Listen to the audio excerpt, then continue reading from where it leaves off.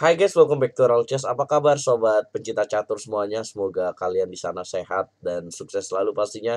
Saya selalu doakan, amin ya robbal alamin.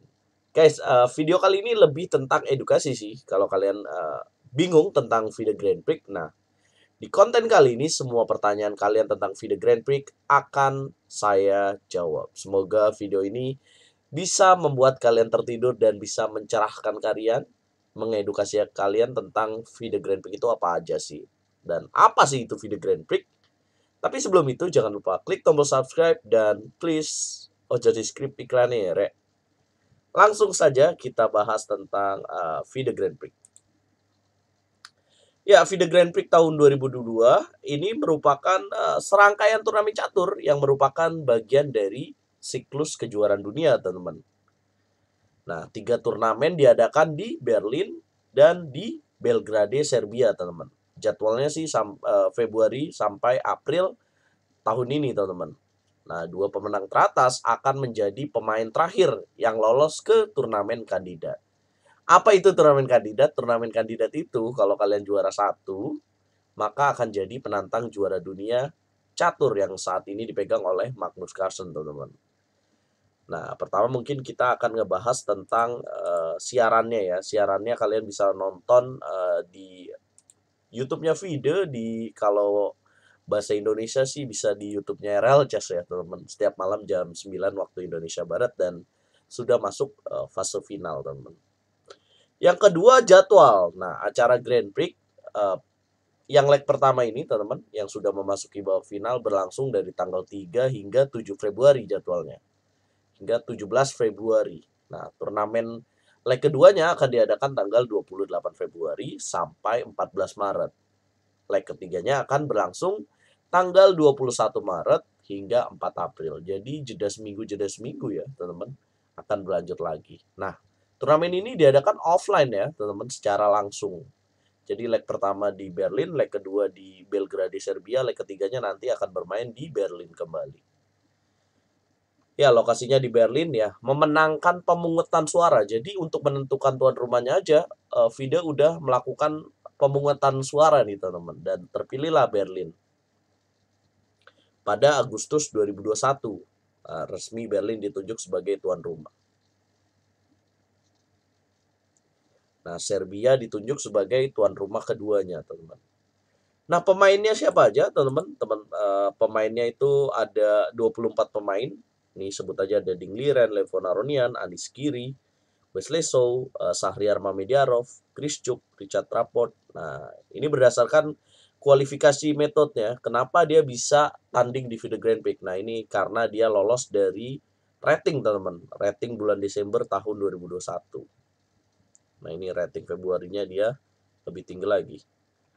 Nah, terus ada Maxim Vachier-Lagev yang lolos berdasarkan Grand Swiss. Kemudian ada Hikaru yang lolos karena nominee of FIDE President, ini karena dia wildcard pilihan Presiden FIDE, teman-teman. Kemudian ada Vidit Gujarati dari World Cup, Nikita Vitiugov, Dimitri Andaikin. Kemudian ada nominee of organizer, ini Daniil Dubov dipilih organizer ya, panitia penyelenggaranya, sebagai pemain yang mendapatkan keuntungan wildcard kedua setelah Hikaru Nakamura, tapi dia dipilih oleh panitia penyelenggara. Kenapa? Karena Daniil Dubov dinilai punya pengaruh besar. Magnus Carlsen berhasil menjadi juara dunia lagi setelah mengalahkan Ian Nepomniachtchi, teman-teman. Nah, ini ada Hari Krishna Pentala dan Andrei Sbenko rating replacement, yang berarti menggantikan pemain yang lolos dari jalur rating, tapi karena udah mendapatkan haknya dari turnamen lain, jadi digantikan oleh Hari Krishna Pentala nih sama Andrei Sbenko. Terus ada Yu Yang Yi, FIDE Grand Swiss, ada Sang Salman dari World Cup, ada Fedosev World Cup, ada Wojciech Raduslaw dari rating replacement, Alexander Predke, Grigory Operin, Vincent Keimer, Etienne Bakrot, Amin Tabai, teman-teman. Total ada 24 pemain. Nah, itu 24 pemainnya dilihat dari mana aja sih, Bang? Ya, 24 pemainnya dilihat dari kualifikasi ya, teman-teman. Dari perempat finalis dan semifinalis Piala Dunia FIDE bulan Juli 2021, kecuali juara dunia Magnus Carlsen yang lolos ke semifinal FIDE sebenarnya, tapi karena dia udah juara dunia jadi dia nggak dihitung ya. Jadi yang pertama dari perempat final dan semifinalis FIDE World Cup 2021 yang dimenangkan oleh Duda Yankitov ya. Kemudian juga peringkat 3 hingga ke-8 FIDE Grand Swiss, teman-teman, yang diadakan di Riga, Latvia kemarin, yang dimenangkan oleh Alireza Firuja dan peringkat 2-nya Fabiano Caruana. Nah, kemudian 11 pemain teratas pada daftar peringkat FIDE bulan Desember tahun 2021 memenuhi syarat berikutnya, dan 2 pemain terakhir yang mencapai total 24 finalis adalah 1 calon FIDE dan 1 calon penyelenggara. Maksudnya 1 wildcard dari FIDE, Hikaru Nakamura, dan 1 lagi wildcard. Wildcard itu tiket khusus ya, dipilih langsung dari panitia presiden FIDE dan panitia penyelenggara, yaitu Daniel Dubov. Nah, teman-teman, setiap kualifikasi ya, jadi setiap turnamennya nih, leg 1 itu akan dimainkan dengan format 16 pemain, teman-teman. Ya, 16 pemain akan diadu. Nah, ini formatnya.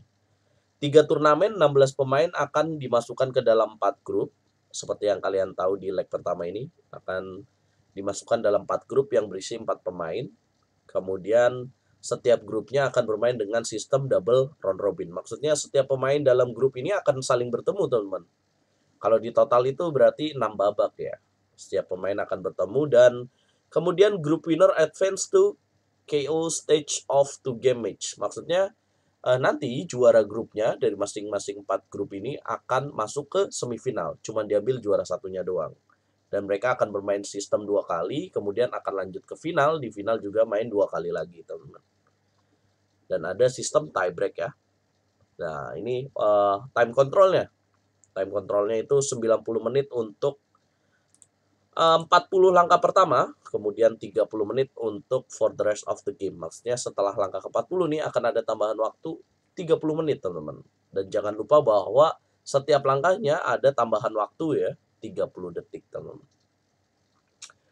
Nah, setiap terjadi kesamaan poin di grup atau di fase semifinal, teman-teman, mereka akan diadu kembali dengan sistem bermain 15 menit plus 10 detik tambahan setiap langkahnya. Maksudnya kalau misalkan Levon Aronian nih, karena kan udah mencapai babak final ya, dan game 1 sudah selesai. Nah, jika terjadi game 2-nya remis kembali, jadi dari format 2 partai ya di babak final, kemudian skornya seri 1-1, maka mereka akan diadu lagi nih cuy. Diadu lagi dengan sistem main catur cepat. 2 game juga dengan sistem waktu 15 menit plus 10 detik. Kalau masih sama lagi, mereka diadu tapi dengan sistem waktu yang lebih cepat, yaitu 3 menit plus increment 2 detik setiap langkahnya. Dengan sistem 2 kali lagi. Kalau masih sama lagi, mereka akan diadu dengan Armageddon game. Putih 5 menit, hitam 4 menit. Kalau seri, menang hitam, teman-teman. Nah, karena seperti yang saya singgung di awal, turnamen ini akan berlangsung dengan 3 turnamen. Jadi setiap dari 24 pemain itu rata-rata akan bermain 2 kali turnamen FIDE Grand Prix, teman-teman. Ya, bisa aja kalau misalkan udah main di leg 1 bisa nanti main lagi di leg ketiga, atau langsung main di leg kedua itu bisa. Atau yang baru main di leg kedua nanti pastikan leg ketiga akan main lagi. Gitu sistemnya, teman-teman. Nah, setiap pemain akan mendapatkan poin, teman-teman, di setiap turnamen yang dia ikuti. Nah, kalau kalian jadi juara di turnamen, kayak misalkan nanti juaranya Levon Aronian nih. Soalnya saya dukung Levon. Ya, kalau misalkan Levon jadi juara, di leg pertama ini dia akan mendapatkan 13 poin, sob. Nah, kalau Hikaru Nakamura kalah berarti dia mendapatkan 10 poin. Nah, untuk semifinalis akan mendapatkan 7 poin. Runner up di babak grup akan mendapatkan 4 poin, dan peringkat 3 di grup akan mendapatkan 2 poin. Kalau peringkat terakhir, peringkat 4 di grup juru kunci ini hanya mendapatkan pengalaman ya, dan tidak mendapatkan apa-apa, teman-teman. No. Tapi tenang aja, karena apa? Karena akan ada hadiahnya sebenarnya. Bukan hanya kesempatan untuk ikut turnamen kandidat, tapi ada hadiahnya juga, sob. Nah, ini 13 untuk pemenang, 10 untuk runner up, semifinalis 7, second place in group 4, peringkat 2 di grup ya, itu 4 poin, peringkat 3 di grup 2 poin, dan kalau Jurkun 0 poin. Nah, first leg-nya siapa aja sih? First leg-nya akan berlangsung 3 Februari sampai 17 Februari, guys. Waktunya ini CET ya, tapi kalau di waktu Indonesia Barat ini jam 9 malam lah. Di Linden, Berlin. Nah, siapa aja pemain di leg pertama itu ada Wesley So, Levon Aronian, Grischuk, Richard Rapport, Lenier Dominguez, Hikaru Nakamura, Andrei Sipenko, Pentala Harikrishna, Vidit Gujrati, Daniil Dubov, Fedosev, Sirov, Voltazek, Grigory Oparin, Vincent Keimer, dan Etienne Bacrot. Nah, ini kan ada tanda bintang ya. Tanda bintang itu untuk menunjukkan bahwa si Andrei Sipenko dan Voltazek ini menggantikan Ding Liren, teman-teman, dan Dimitri Andreikin. Ya, sayang sekali bahwa ya FIDE sudah mengumumkan bahwa Ding Liren tidak akan bermain di FIDE Grand Prix, guys, karena terjadi masalah dengan travel restrictions-nya, bisa visanya atau ya itulah pokoknya ada masalah sama visanya, dan ya sayang sekali kita tidak bisa melihat Ding Liren menjadi penantang juara dunia karena ini turnamen terakhir yang memungkinkan untuk pecatur lolos ke turnamen kandidat, teman-teman. Nah, ini foto para pemainnya. Nah, kemarin udah dibagi ya, grup A itu ada Grischuk, Hikaru Nakamura, Andrei Sipenko, dan Etienne Bacrot. Yang lolos jadi juara adalah Hikaru Nakamura. Kemudian di grup B, Rapport Richard, Vladimir Fedosev, Radoslav Voltazek, dan Grigory Oparin. Yang lolos ke babak berikutnya adalah Rapport Richard ya, teman-teman. Kemudian di grup C, Levon, Vidit, Daniil Dubov, dan Vincent Keimer. Yang lolos Levon Aronian. Dan di grup D, Wesley So, Dominguez Linear, Pentala Harikrishna, dan Sirov. Yang lolos Dominguez Linear, teman-teman. Nah, ini pairingnya. Jadi semuanya udah disusun, teman-teman. Udah jelas ya. Jadi tidak tiba-tiba begitu aja, tapi memang sudah terschedule lah.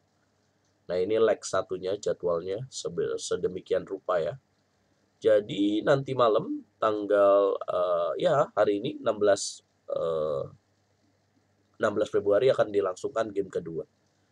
Kalau misalkan lanjut lagi, maka besok dilanjutkan babak tiebreak. Nah, ini kemarin leg 1 cross table udah diupdate ya. Nah, ini udah memasuki babak final. Nakamura dan Aronian. Pegang siapa, Sob? Babak game pertamanya seri ya. Kalau gue sih pegang Aronian sih. Nah, ini leg keduanya. Leg keduanya berlangsung 28 Februari sampai 14 Maret di Belgrade Crown Plaza, teman-teman, hotel. Ini di Serbia. Siapa aja yang akan main? Ding Liren, tapi ini digantikan ya. Ding Liren udah resmi digantikan oleh Andreikin Dimitri.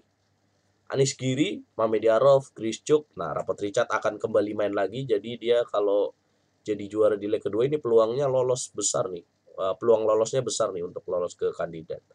Kita akan lihat MVL dan juara juara Rusia nih, Nikita Vitiugov, Harikrishna Pentala, Vidit Gujrati, Yu Yang Yi, Sang Samlan, Fedosev, Sirov, Predke, Amin Tabatabai, pecatur dari Iran, dan pecatur dari Prancis, Bacrot. Grup A-nya ada Grischuk, Dimitri Andreikin, Sam Sanglan, dan Etienne Bacrot. 2 pecatur Rusia melawan Amerika Serikat dan 1 pecatur Prancis. Di grup B, Anish Giri, Nikita Vitiugov, Pentala Harikrishna, dan Amin Tabatabai. Ini seru nih kayaknya nih. Belanda, Rusia, India, dan Iran. Wow, seru. 2 pecatur Asia. Di grup C, Rapport Richard, Vidit Gujrati, Vladimir Fedosev, dan Alexei Sirov. Ya, ini juga cukup seru nih. Apakah sang senior Alexei Sirov akan menjadi juara? Widih. Nah, di grup terakhir, Mamediarov, MVL, Yu Yang Yi, dan Alexander Predke ya, teman-teman. Nah, ini nama-nama yang akan bertanding di leg ketiganya, teman-teman. Anish Giri, Wesley So, Levon, ya, Mamediarov. Jadi setelah ini, Levon ya, setelah leg pertama dia akan istirahat dulu dan punya waktu yang banyak nih untuk persiapan leg ketiga. Mamediarov, MVL, Dominguez, Hikaru Nakamura, Nikita Vitiugov, Dimitri Andreikin, Daniil Dubov, Yu Yang Yi, Sang Salam, Alexander Predke, Grigory Oparin, Vincent Keimer, dan Amin Tabatabai. Ini apakah Amin Tabatabai akan mengejutkan dunia percaturan? Bisa jadi ya, karena dia secara elo rating rendah, tapi di World Cup kemarin dia masuk 8 besar, jadi cukup dinantikan. Ya, the top two finisher at the Grand Prix ya.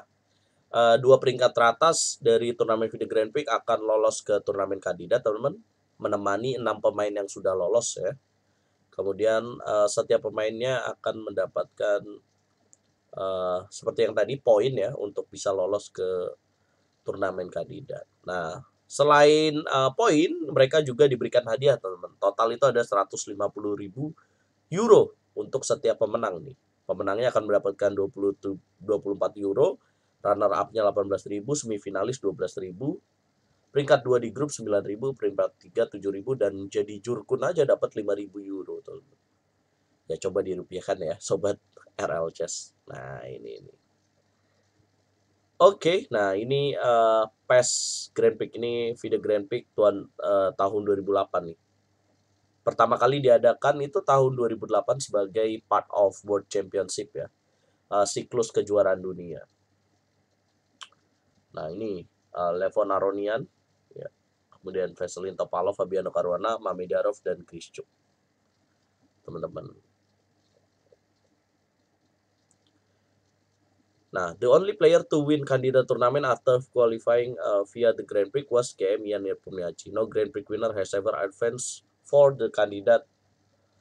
Oh, jadi ya, dalam sejarahnya ini, dalam sejarah FIDE Grand Prix, pemenang FIDE Grand Prix yang berhasil jadi penantang juara dunia itu cuman Ian Nepomniachtchi di tahun kemarin. Jadi apakah ini sebagai mitos? Apakah pemenang FIDE Grand Prix, misalkan Levon nanti mewakili dari jalur FIDE Grand Prix, akan mematahkan rekor ini? Kita akan simak, teman-teman. Nah, kalau menurut kalian, siapa nih yang akan jadi dua pemain yang mengunci tempat terakhir untuk menemani 6 pemain yang sudah lolos? Itu ada Ian Nepomniachtchi, ada Rajabov, ada Dudayan Kritov, ada Sergei Karyakin, ada Ali Reza, dan ada Fabiano Caruana, teman-teman. Kira-kira dua pemainnya siapa lagi yang akan menemani mereka? Well, semoga konten ini benar-benar mengedukasi dan kalian jadi tahu salah satu turnamen prestisius di dunia yang masuk siklus untuk kalian jadi juara dunia catur. Like kalau kalian suka video ini, dan dislike kalau kalian gak suka. Dukung terus channel ini untuk terus berkembang. Catur Yes Indonesia Jaya.